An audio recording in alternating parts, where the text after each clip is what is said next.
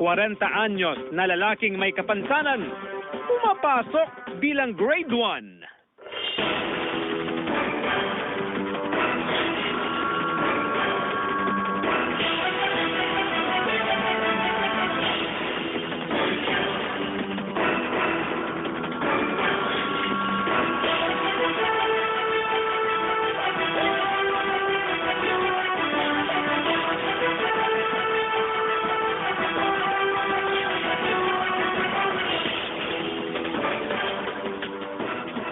Magandang hapon, Hilaga at Gitnang Luzon.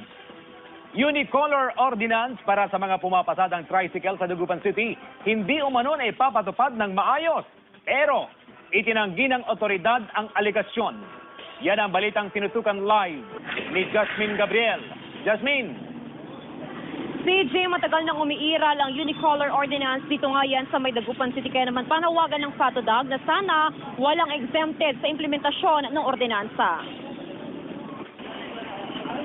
Umabot na sa 75% sa mga pumapasadang tricycle ang nakabitan ng Mayor's Permit Sticker ng City Action Service Team o CAS sa Dagupan City. Kasabay nito, pinuna ng Federation of Accredited Tricycle Organization in Dagupan City o FATODAG ang tila pagiging maluwag ng poso at CAS sa pag-i-issue ng sticker. Hindi naman sa pagano, mayroong kahit galvanized o stainless binibigyan eh. Nagiging maluwag. Oo, yung nagiging maluwag, yun tama kayo. Sa ilalim kasi ng umiiral na ordinansa, dapat bago kabitan ng sticker ng sidecar ng tricycle, importanteng sumusunod ito sa Unicolor Ordinance. Kombinasyon ng yellow at green ang dapat na kulay ng sidecar ng tricycle. Dapat stricto sila. Kung ano yung batas? Batas na dapat sundin. Walang katotohanan ng pahayag ng FATODAG ayon sa otoridad. I am 100% sure na wala kaming na-issuehan ng Mayor's Permit na hindi dilaw ang kulay. Posible daw na pinapalitan ng mga operator o driver ang kulay ng sidecar kapag nadikitan na ito ng sticker. Magre-renew sila ng magko-comply sila after a while. Tapos mamaya tatanggalin rin nila yung kulay nung na yellow sa mga tricycles nila. CJ, magkatuwang ang poso at ang CAS sa pag-i-issue ng Mayor's Permit Sticker at ng Decal Sticker.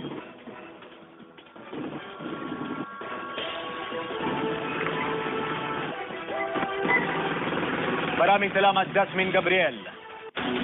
Inabandona sa gitna ng kalsada ang 5 buwan na fetus sa Balayong, San Carlos City, Pangasinan. Nakita ito ng isang concerned citizen na nakasakay sa tricycle. Ipinasakamay ang fetus sa otoridad para mailibing. Patuloy na inaalam ng PNP kung sino ang responsable sa pag-iwan ng fetus sa lugar. Naman natin, respetuhin naman natin yung fetus. Ilibing na maayos kung sakaling tinatago natin yun.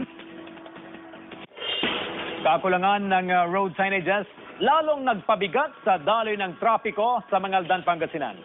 Sundan sa ulat ni Joan Punsoy. Aabot sa 8,000 sasakyan ang dumadaan sa bayan ng Mangaldan sa kada araw. Base ito sa tala ng Mangaldan Traffic and Regulatory Grupo MTRG kasabay ng pagbabalik eskwela. Dahil sa dobleng pagtaas ng bilang ng sasakyan, mas lalong bumagal ang daloy ng trapiko sa National Highway. Nakakadagdag po yan. Gawa ko ng siksikan lang ako yung makitid ko yung kalsada namin. Pansamantalang pinayagan na makapamasada sa Rizal Avenue ang mga pedicab driver. Kasalukuyan kasing sinasaayos sa mga kalsada sa Jimenez at Zamora Street na dating dinadaanan ng mga ito. Konting ingat lang para hindi ka mabangga. Kasi mga ibang mga bus, mabilis, kaya iiwasan namin. Nakakadagdag sa mabigat na daloy ng trapiko ang kakulangan ng road signages. Bagay na ginagawa na umano ng solusyon ng MTRG.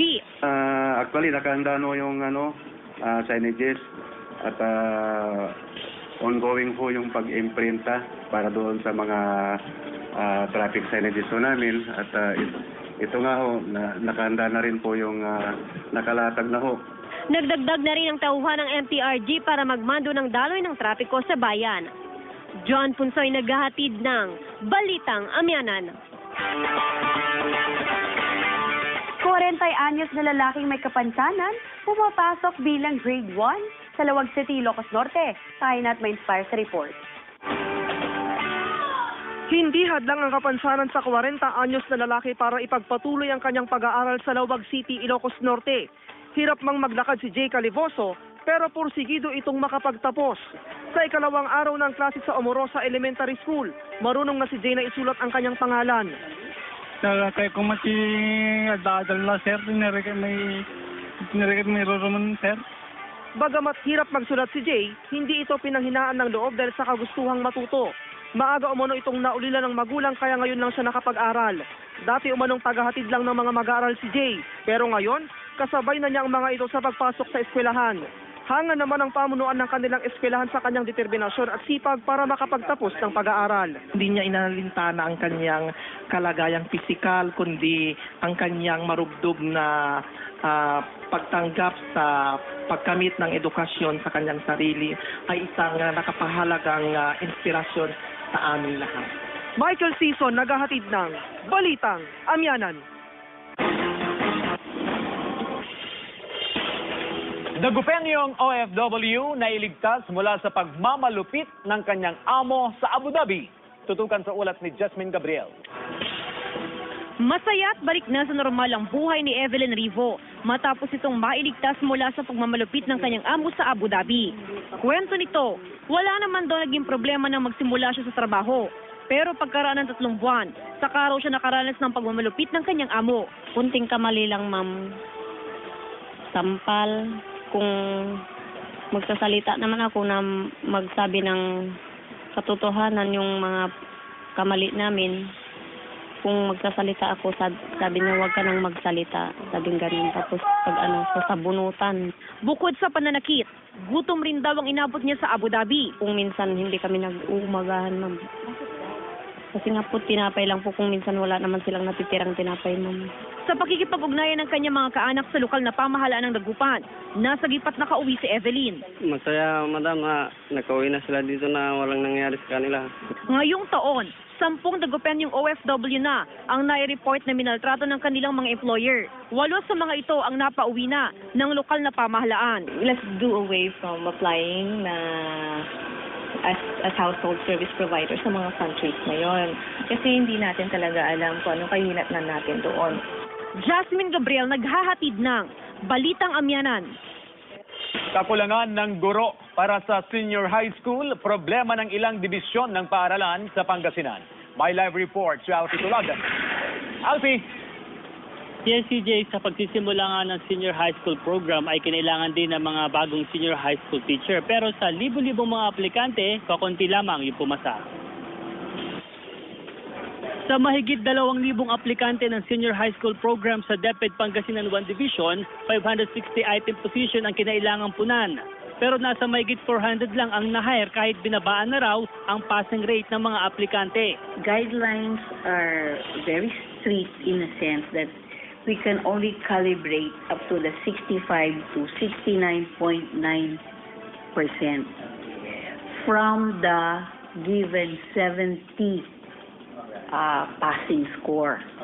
Nilinaw naman ng DepEd na ang na-hire ngayong mga senior high school teacher sapat na para sa unang semestre. Sumulat na rin sila sa DepEd Main Office para pahintulutang tumanggap ng panibagong aplikante sa senior high school program. If we go lower and lower, then we will be shortchanging our students because we defeat the purpose of hiring quality teachers. Sa Binmali School of Fisheries sa isang technical vocational high school, may 9 na senior high school teacher na nakatalaga. Mapalad daw sila dahil wala silang problema sa bilang ng guro sa senior high. About physical facilities, no problem. Assigned teachers for the senior high school, we have enough senior high school teachers already. CJ, nasabaybayan natin yung proseso na pinagdaanan ng mga aplikante. Talagang dumaan sila sa butas ng karayom mula doon sa interview, English proficiency exam, hanggang doon sa mga demo teaching. Pero kukunti pa rin yung umabot doon sa 70% na passing rate. Kaya naman, palaki daw yung posibilidad ayon sa DepEd Pangasinan 1 Division na mag-repose ulit sila ng mga aplikasyon para sa mga panibagong senior high school teachers at matanggap nga o makapuno nga ng mga quality teachers. CJ? Maraming salamat, Alfie Tulagan. Kuwang-kuha sa CCTV ang aktual na pagtawid sa pedestrian lane ng isang aso sa harap ng palengke ng San Nicolas, Ilocos Norte. Makikitang lumabas mula sa palengke ang aso at nagpunta ito sa pedestrian lane. Nang makita na wala ng sasakyan na dumadaan, agad itong tumawid ng kalsada. Kinagiliwan ng aso ng mga traffic enforcers dahil marunong itong tumawid sa tamang tawiran.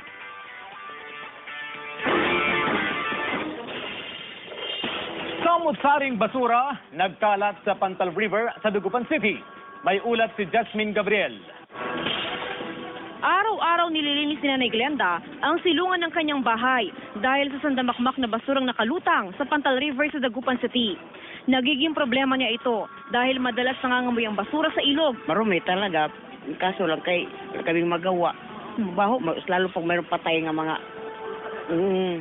aso. Usually, yung mga basura is nanggagaling sa upper stream natin. Na problema, ito na yung peak season na ng high tide tapos low tide. Usually, pag high tide kasi, doon na-stuck yung mga kalat. Tapos pag nag-low tide, naiiwan na. Sumasabit at naiipon din sa ilalim ng fishing boat ang mga basura. Bagay na pahirap na raw sa mga mangingisda. Nilinisan na nila, kada umaga maroon doon maglinis. Aminado ang Waste Management Division sa pagdami ng basura sa Pantal River. Pero iginiit nila na hindi ito basura ng syudad. Inaagos na kasi yung mga basura, especially ganito pag malakas ang ulan, nanggagaling sa taas yung mga basura natin. Sa mga susunod na araw, nakatakdang makipagpulong ang city government sa iba't ibang mga bayan para matugunan ang usapin ng basura. Patay matapos tamaan ng kidlat ang 22 anyos na lalaki habang naglalakad sa bukid sa Solsona, Ilocos Norte. Nagpunta ang biktimang si J.R. Asuncion sa bukid upang tumulong sa pagtatanim ng palay. Pangalawa na umano sa Asuncion na nasawi matapos tamaan ng kidlat sa lugar. Mag-iina sa mga Tarong, Pangasinan, dinala sa ospital matapos umanong tamaan ng dengue. Nakatutok Claire Lacanilaw. Isinugod sa Pangasinan Provincial Hospital sa San Carlos City ang mag-iinang ito matapos makaranas ng mga sintomas ng dengue. Bukod sa bumaba ang kanilang platelet, nagkaroon daw ng rashes at vaginal bleeding si Flor Delia at 13 anyos nitong anak. Nilalagnat naman ang bunso nitong anak. Sumakit naman yung tiyan ko. Tapos, pumunta kami ng center. Sabi naman, baka daw yung pagkatapos ng lagnatin ng 5 araw, baka daw may dengue. Isinailalim ngayon sa masusing pagsusuri ang mag-iina para matukoy kung dengue nga ba ang tumama sa kanila. Kung talaga ito ay gusto nating mapatunayan na sila ay dengue. Pero as of now, 75% nasa dengue na tayo na diagnosis. Walang sawang hinihikayat ng mga otoridad sa medisina ang publiko na makiisa para malabanan ang sakit na dengue. Asahan na raw kasi ang pagtaas ng kaso ng dengue lalo na ngayong tag-ulan. Palagi ko sinasabi, of course, pinaka-number 1 yan is kalinisan. No? Cleanliness ang tinatawag natin na palaging kanyan ating solusyon. Claire Lacanilaw, nag-aatid ng Balitang Amyanan. Avisala, mga Encantarix! Tatalakayin ngayong araw ang mas pinabonggang gowns at costumes, hindi lamang ng mga sangre kundi ng buong cast. Ang world-renowned Filipino designer na si Francis Libiran ang gumawa ng mga isusuot na 4 na sangre. Tiyak napakaabangan ng mas high-tech na produksyon at ang mga pinasabog na mga fighting scenes sa mga karakter sa inaabangang teleparinata. Idiniklara ng Malacanang ang June 20 na special non-working holiday sa buong syudad ng Dagupan. Ito ay upang bigyan daan ng ika-69 na Charter Anniversary ng lungsod. Iba't ibang aktibidad din ang hinihanda ng Dagupan City LGU para sa selebrasyon. Narito naman ang public service announcement mula sa DECOR. Mawawala ng supply ng kuryente sa ilang bahagi ng San Jacinto, Pangasinan bukas, June 15. Magsisimula ang 5 oras na power interruption sa mga barangay ng Lobong, San Juan, Labnoy, Awal, Bolo at Santa Cruz mula alas 7 ng umaga hanggang alas 12 ng tanghali.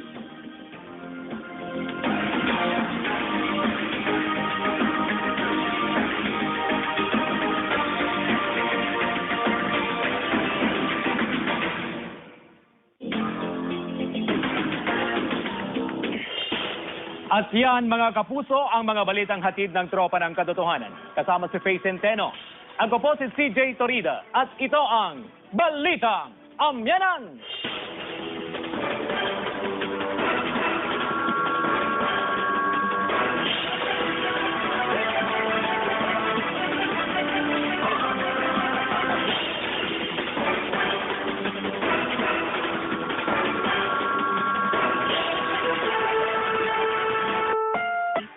ito pinanghinaan ng loob dahil sa kagustuhang matuto.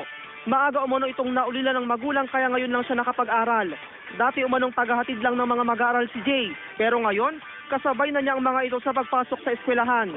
Hanga naman ang pamunuan ng kanilang eskwelahan sa kanyang determinasyon at sipag para makapagtapos ng pag-aaral. Hindi niya inalintana ang kanyang kalagayang pisikal, kundi ang kanyang marubdob na pagtanggap sa pagkamit ng edukasyon sa kanyang sarili ay isang nakapahalagang inspirasyon sa amin lahat. Michael Sison, naghahatid ng Balitang Amyanan. Nagupenyong OFW na iligtas mula sa pagmamalupit ng kanyang amo sa Abu Dhabi. Tutukan sa ulat ni Jasmine Gabriel. Masaya at balik na sa normal ang buhay ni Evelyn Rivo matapos itong mailigtas mula sa pagmamalupit ng kanyang amo sa Abu Dhabi. Kwento nito, wala naman daw naging problema nang magsimula siya sa trabaho. Pero pagkaraan ng 3 buwan, saka raw siya nakaranas ng pagmamalupit ng kanyang amo. Kunting kamali lang, ma'am. Sampal. Kung magsasalita naman ako na magsabi ng katotohanan yung mga kamali namin, kung magsasalita ako, sabi niya huwag ka nang magsalita. Sabing ganun. Tapos sasabunutan. Bukod sa pananakit, gutom rin daw ang inabot niya sa Abu Dhabi. Kung minsan hindi kami nag-uumagahan, ma'am. Kasi nga po, tinapay lang po kung minsan wala naman silang natitirang tinapay, ma'am. Sa pakikipag-ugnayan ng kanyang mga kaanak sa lokal na pamahalaan ng Dagupan, nasa gipat nakauwi si Evelyn. Masaya, madam, nakauwi na sila dito na walang nangyari sa kanila. Ngayong taon, 10 Dagupenyong OFW na ang nai-report na minaltrato ng kanilang mga employer. 8 sa mga ito ang napauwi na ng lokal na pamahalaan. Let's do away from applying na as household service provider sa mga countries na yon. Kasi hindi natin talaga alam kung anong kahinatnan natin doon. Jasmine Gabriel, naghahatid ng Balitang Amyanan. Kakulangan ng guro para sa senior high school, problema ng ilang dibisyon ng paaralan sa Pangasinan. My live report, si Alfie Tulagan. Alfie! Yes, CJ, sa pagsisimula nga ng senior high school program ay kinailangan din ng mga bagong senior high school teacher. Pero sa libo-libong mga aplikante, kakunti lamang yung pumasa. Sa mahigit 2,000 aplikante ng senior high school program sa DepEd Pangasinan 1 Division, 560 items. Usually, yung mga basuris nanggagaling sa upper stream natin. Problema, ito na yung peak season na ng high tide tapos low tide. Usually, pag high tide kasi, doon na-stock yung mga kalat. Tapos pag nag-low tide, naiiwan na. Sumasabit at naiipon din sa ilalim ng fishing boat ang mga basura. Bagay na pahirap na raw sa mga mangingisda. Nilinisan na nila, kada umaga meron doon maglinis. Aminado ang Waste Management Division sa pagdami ng basura sa Pantal River. Pero iginiit nila na hindi ito basura ng syudad. Inaagos na kasi yung mga basura, especially ganito pag malakas ang ulan, nanggagaling sa taas yung mga basura natin. Sa mga susunod na araw, nakatakdang makipagpulong ang city government sa iba't ibang mga bayan para matugunan ang usapin ng basura. Patay matapos tamaan ng kidlat ang 22 anyos na lalaki habang naglalakad sa bukid sa Solsona, Ilocos Norte. Nagpunta ang biktimang si J.R. Asuncion sa bukid upang tumulong sa pagtatanim ng palay. Pangalawa na umano sa Asuncion na nasawi matapos tamaan ng kidlat sa lugar. Mag-iina sa mga Tarong Pangasinan, dinala sa ospital matapos umanong tamaan ng dengue. Nakatutok Claire Lacanilaw. Isinugod sa Pangasinan Provincial Hospital sa San Carlos City ang mag-iinang ito matapos makaranas ng mga sintomas ng dengue. Bukod sa bumaba ang kanilang platelet, nagkaroon daw ng rashes at vaginal bleeding si Flor Delia at 13 anyos nitong anak. Nilalagnat naman ang bunso nitong anak. Sumakit naman yung tiyan ko. Tapos, pumunta kami ng center. Sabi naman, baka daw yung pagkatapos ng lagnatin ng 5 araw, baka daw may dengue. Isinailalim ngayon sa masusing pagsusuri ang mag-iina para matukoy kung dengue nga ba ang tumama sa kanila. Kung talagang ito ay gusto nating mapatunayan na sila ay dengue. Pero as of now, 75% nasa dengue na tayo na diagnosis. Walang sawang hinihikayat ng mga otoridad sa medisina ang publiko na makiisa para malabanan ang sakit na dengue. Asahan na raw kasi ang pagtaas ng kaso ng dengue lalo na ngayong tag-ulan. Palagi ko sinasabi, of course, pinaka-number one yan is kalinisan. No? Cleanliness ang tinatawag natin na palaging kanyan ating solusyon. Claire Lacadilaw, nag-aatid ng Balitang Amyanan. Avisala, mga Encantarix, tatalakayin ngayong araw ang mas pinabonggang gowns at costumes, di lamang ng mga sangre kundi ng buong cast. 40 anyos na lalaking may kapansanan, pumapasok bilang grade 1.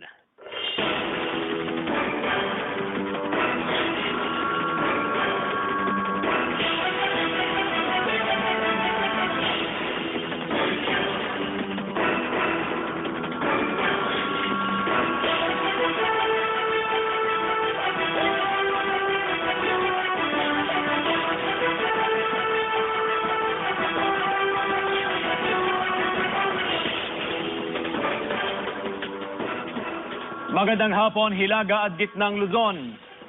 Unicolor Ordinance para sa mga pumapasadang tricycle sa Dagupan City, hindi umano na ipapatupad ng maayos.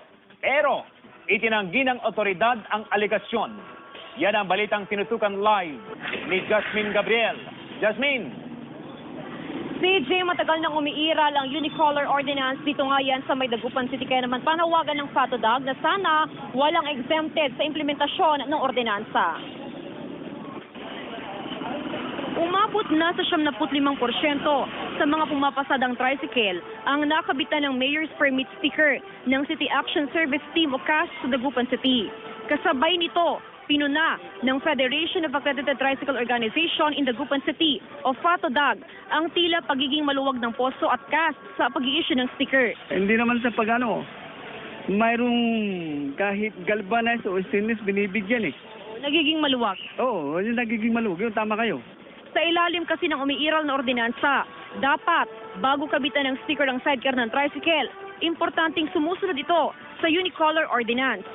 Kombinasyon ng yellow at green ang dapat na kulay ng sidecar ng tricycle. Dapat stricto sila. Kung ano yung batas? Batas na dapat sundin. Walang katotohanan ng pahayag ng FATODAG ayon sa otoridad. I am 100% sure na wala kaming na-issuehan ng Mayor's Permit na hindi dilaw ang kulay. Posible daw na pinapalitan ng mga operator o driver ang kulay ng sidecar kapag nadikitan na ito ng sticker. Magre-renew sila ng magko-comply sila after a while. Tapos mamaya tatanggalin rin nila yung kulay nung na yellow sa mga tricycles nila.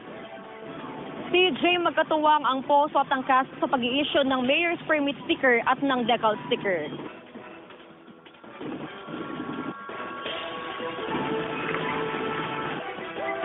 Ang kinailangang punan. Pero nasa mahigit 400 lang ang na-hire kahit binabaan na raw ang passing rate ng mga aplikante. Guidelines are very strict in a sense that we can only calibrate up to the 65 to 69.9% from the given 70 passing score. Nilinaw naman ng DepEd na ang na-hire ngayong mga senior high school teacher sapat na para sa unang semestre. Sumulat na rin sila sa DepEd main office para pahintulutang tumanggap ng panibagong aplikante sa senior high school program. If we go lower and lower, then we will be shortchanging our students because we defeat the purpose of hiring quality teachers. Sa Binmali School of Fisheries sa isang technical vocational high school, may 9 na senior high school teacher na nakatalaga. Mapalad daw sila dahil wala silang problema sa bilang ng guro sa senior high. About physical facilities, no problem. Assign teachers for the senior high school, we have enough senior high school teachers already.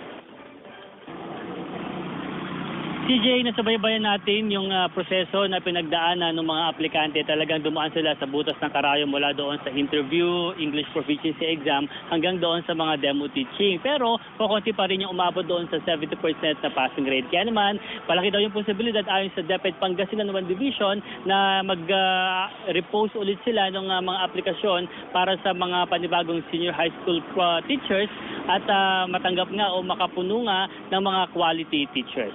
CJ? Maraming salamat, Alfie Tulagan. Kuwang-kuha sa CCTV ang aktual na pagtawid sa pedestrian lane ng isang aso sa harap ng palengke ng San Nicolas, Ilocos Norte. Makikitang lumabas mula sa palengke ang aso at nagpunta ito sa pedestrian lane. Nang makita na wala ng sasakyan na dumadaan, agad itong tumawid ng kalsada. Kinagiliwan ng aso ng mga traffic enforcers dahil marunong itong tumawid sa tamang tawiran.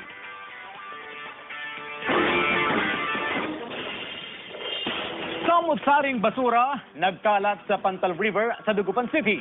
May ulat si Jasmine Gabriel. Araw-araw nililinis ni Nanay Glenda ang silungan ng kanyang bahay dahil sa sandamakmak na basurang nakalutang sa Pantal River sa Dagupan City. Nagiging problema niya ito dahil madalas nangangamoy ang basura sa ilog. Marumi talaga, kaso lang kay kaming magawa.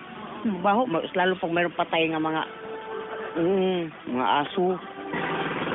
Maraming salamat, Jasmine Gabriel. Inabandona sa gitna ng kalsada ang 5 buwan na fetus sa Balayong, San Carlos City, Pangasinan. Nakita ito ng isang concerned citizen na nakasakay sa tricycle. Ipinasakamay ang fetus sa otoridad para mailibing. Patuloy na inaalam ng PNP kung sino ang responsable sa pag-iwan ng fetus sa lugar. Kung naman natin, respetuhin naman natin yung fetus, ilibing na maayos kung sakaling tinatago natin yun. Kakulangan ng road signages lalong nagpabigat sa daloy ng trapiko sa Mangaldan, Pangasinan. Sundan sa ulat ni Joan Punsoy. Aabot sa 8,000 sasakyan ang dumadaan sa bayan ng Mangaldan sa kada araw. Base ito sa tala ng Mangaldan Traffic and Regulatory Grupo MTRG, kasabay ng pagbabalik eskwela. Dahil sa dobeng pagtaas ng bilang ng sasakyan, mas lalong bumagal ang daloy ng trapiko sa National Highway. Nakakadagdag po yan. Gawa ko ng tiksikan lang ako yung makitid po yung kalsada namin. Pansamantalang pinayagan na makapamasada sa Rizal Avenue ang mga pedicab driver. Kasalukuyan kasing sinasaayos sa mga kalsada sa Jimenez at Zamora Street na dating dinadaanan ng mga ito. Konting ingat lang para hindi ka mabangga. Kasi mga ibang mga bus, mabilis, kaya iwasan namin. Nakakadagdag sa mabigat na daloy ng trapiko ang kakulangan ng road signages. Bagay na ginagawa na umano ng solusyon ng MTRG. Actually, nakahanda yung signages at ongoing po yung pag-imprinta para doon sa mga traffic signages namin. At ito nga ho, nakahanda na rin po yung nakalatag na ho. Nagdagdag na rin ang tauhan ng MTRG para magmando ng daloy ng trapiko sa bayan. John Punsoy naghahatid ng Balitang Amyanan. 40 anyos na lalaking may kapansanan, pumapasok bilang grade 1 sa Lawag City, Ilocos Norte. Tayo na't may inspire sa report. Hindi hadlang ang kapansanan sa 40 anyos na lalaki para ipagpatuloy ang kanyang pag-aaral sa Lawag City, Ilocos Norte. Hirap mang maglakad si Jay Calivoso, pero pursigido itong makapagtapos. Sa ikalawang araw ng klase sa Omorosa Elementary School, marunong na si Jay na isulat ang kanyang pangalan. Kaya kung adadal na sir, may roroman sir. Bagamat hirap magsulat si Jay,